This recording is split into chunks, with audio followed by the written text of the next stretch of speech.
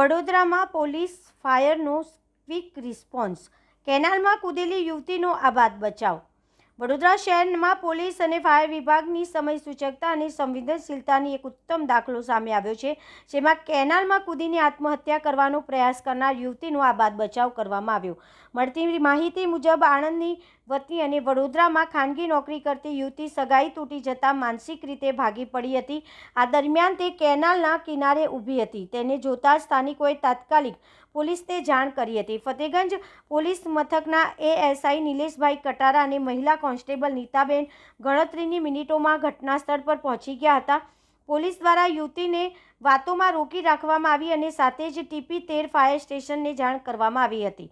આત્મહત્યા કરવાનો પ્રયાસ કરતા યુવતીએ પાણીમાં છલાંગ લગાવતા જ ફાયર વિભાગે ઝડપી કાર્યવાહી કરી અને તેને હેમખેમ બહાર કાઢી લીધી।